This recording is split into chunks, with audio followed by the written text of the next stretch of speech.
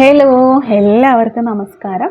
ഇന്ന് നമ്മൾ മീൻകറിയാണ് വെക്കാൻ പോകുന്നത്. കോട്ടയം സ്റ്റൈലിലുള്ള നമ്മൾ കോട്ടയത്ത് നിന്ന് കുറച്ച് ഉള്ളിലേക്ക് കാഞ്ഞിരപ്പള്ളി സൈഡിലേക്കുള്ള ആൾക്കാരൊക്കെ വെക്കുന്ന ടൈപ്പ് കറിയാണ് വെക്കുന്നത് കേട്ടോ.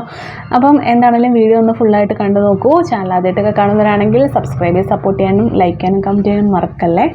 അപ്പോൾ ഞാൻ ഈ ഒരു ചൂരമീനാണ് എടുത്തിട്ടുള്ളത് കേട്ടോ. ഇനി നമ്മൾ ആ ഒരു ചട്ടി അടുപ്പിൽ വെക്കുക. അത് കുറച്ച് നേരം പിടിക്കും അത് ചൂടായി വരാൻ വേണ്ടിയിട്ട്.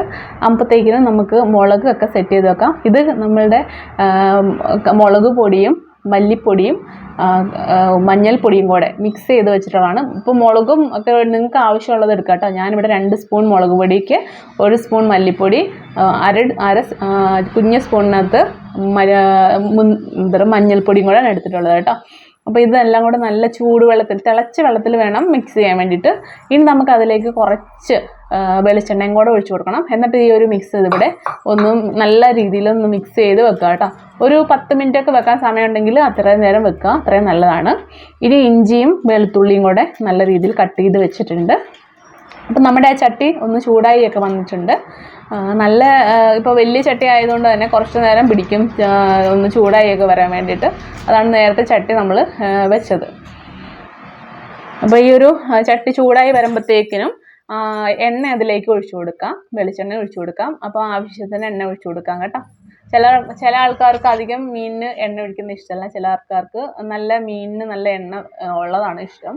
അപ്പോൾ നിങ്ങളുടെ ടേസ്റ്റ് അനുസരിച്ച് എണ്ണ ഒഴിക്കുക കേട്ടോ. ഇനി ഇതിലേക്ക് കടുകും പിന്നെ ഉലുവയും കൂടെ ഇട്ട് നല്ല പോലെ ഒന്ന് പൊട്ടിച്ചെടുക്കാം. ഉലുവ കൂടുതലും നമ്മൾ കോട്ടയംകാർ ഉലുവയാണ് മീൻകറിക്ക് കൂടുതലും ചേർക്കുന്നത് കേട്ടോ. ഉലുവ പൊടിച്ചു വിടും. അതുപോലെ തന്നെ ഇതുപോലെ ചുമ്മാതെ ഇട്ട് പൊട്ടിക്കുകയും ചെയ്യും കേട്ടോ. ഇനി ഇതിലേക്ക് നമ്മുടെ അരിഞ്ഞു വെച്ചിട്ടുള്ള ഇഞ്ചിയും വെളുത്തുള്ളിയും കൂടെ ഒന്ന് ഇട്ട് കൊടുക്കാം. നല്ലപോലെ ഒന്ന് ഇളക്കി കൊടുക്കുക, ഒന്ന് മിക്സാക്കി എടുക്കുക. അധികം കരിഞ്ഞു പോകാനൊന്നും പാടില്ല. ബ്രൗൺ കളർ ഒന്നും ആവണ്ട, ഒന്ന് മൂത്ത് വന്നാൽ മതി. അതായത് ഒന്ന് കുറച്ചൊരു ആ ഒരു പച്ചപ്പ് മാറിയിട്ട് അങ്ങനെ വന്നാൽ മതി. ചെറുതായിട്ടൊന്ന് വേഗത്തില്ല ആ ഒരു രീതിയിൽ വന്നാൽ മതി കേട്ടോ. കാരണം മീനിനകത്ത് കിടന്ന് നല്ല കടിച്ച് കിടക്കാൻ വേണ്ടിയിട്ടാണ്. ആ ഒരു ഇഞ്ചിയില്ലേ, അതിൻ്റെ ഒരു ഫ്ലേവറൊക്കെ നല്ല രീതിയിൽ കിട്ടാൻ വേണ്ടിയിട്ടാണ് കേട്ടോ. അധികം മൂത്ത് പോകണ്ടെന്ന് പറയുന്നത്. നമുക്കൊന്ന് വാടി കിട്ടിയാൽ മാത്രം മതി.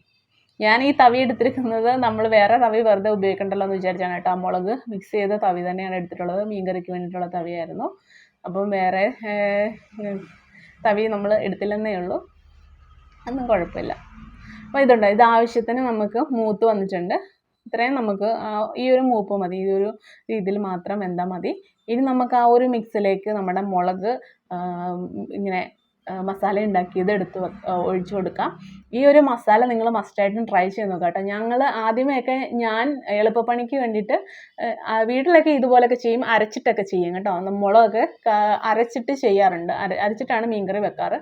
ഞാൻ എളുപ്പപ്പണിക്ക് എണ്ണയ്ക്കകത്തോട്ടേക്ക് നേരിട്ട് മുളകും ഈ ഒരു മല്ലിപ്പൊടിയും ഒക്കെ ഇട്ടിട്ട് അങ്ങനെ ചെയ്യും. പക്ഷേ അതിൽ അത്ര ടേസ്റ്റ് കിട്ടുന്നില്ല. പക്ഷേ ഈ ഒരു രീതിയിൽ പിന്നെ ചെയ്ത് നോക്കിയപ്പോഴത്തേനും നല്ല ടേസ്റ്റ് കിട്ടുന്നുണ്ട്. അപ്പം വീട്ടുകാരൊക്കെ ചെയ്യുന്ന ആ ഒരു മെത്തേഡ് തന്നെ നമ്മൾ ഈ ഒരു ഫോളോ ചെയ്തപ്പോഴത്തേനും നല്ല ആ ഒരു അവർ വെക്കുന്ന ടേസ്റ്റ് തന്നെ നമുക്ക് കിട്ടുന്നുണ്ട്.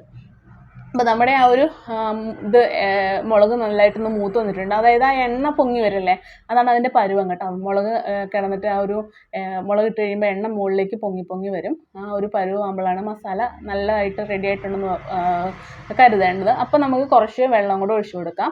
ആ ഒരു വെള്ളവും പുളിയും കൂടെ കേട്ടോ, വെള്ളവും പുളിയും കൂടെ ഒഴിച്ചു കൊടുക്കാം. അപ്പോൾ കുടംപുളിയാണ് നമ്മൾ എടുക്കുന്നത്. നിങ്ങൾ ഏത് പുളിയാണ് ഉപയോഗിക്കുന്നതെന്ന് കമൻറ്റ് ചെയ്യണേ. അപ്പം നമുക്കിനി ആവശ്യത്തിനധികം വെള്ളം ഞാൻ അത് തിളച്ച് വന്നപ്പോൾ ഒഴിച്ചിട്ടുണ്ട്. അപ്പം നമുക്ക് എന്തേരം മീനുണ്ടോ അതിനനുസരിച്ച് വെള്ളം, അങ്ങനെയാണ് കേട്ടോ. എല്ലാവർക്കും അറിയാമായിരിക്കില്ല, ആരും എന്നെ പൊങ്കാലയിടല്ലേ. അപ്പോൾ ഞാൻ മീനിട്ടതൊന്നും കാണിക്കാൻ വീഡിയോ എടുക്കാൻ പറ്റിയില്ല. അപ്പം ഇതാണ് നമ്മുടെ മീൻ ഇട്ട് കറി നല്ല സൂപ്പറായിട്ട് തിളച്ച് വന്നിട്ടുണ്ട്. അപ്പം നമുക്ക് അതിലേക്ക് കരിവേപ്പില ലാസ്റ്റ് ഇട്ട് കൊടുക്കാം. എന്നിട്ട് കുറച്ച് വെളിച്ചെണ്ണയില്ല, പച്ച വെളിച്ചെണ്ണ അതിന് മുകളിൽ കൂടെ ഒന്ന് ഒഴിച്ചു കൊടുക്കാം. ഇത് എന്താണെങ്കിലും നിങ്ങൾ ചെയ്തിട്ടില്ലെങ്കിൽ, ഇതുവരെ ഇങ്ങനെ ചെയ്തിട്ടില്ലെങ്കിൽ ഒന്ന് ട്രൈ ചെയ്ത് നോക്കോളൂ. അടിപൊളി ടേസ്റ്റാണ്, ഒരു രക്ഷയില്ല. നല്ല അഭിപ്രായമാണ് കേട്ടോ കിട്ടുന്നത് ഈ ഒരു കറിക്ക്. അപ്പോൾ ഇത് നിങ്ങൾ ഉറപ്പായിട്ടും ട്രൈ ചെയ്ത് നോക്കണം. ഇനി ഈ ഒരു കുറച്ച് നമുക്ക് തീയൊക്കെ നിർത്തിയിട്ട് നമുക്ക് കുറച്ച് നേരം അടച്ചു വെച്ചാൽ മതി.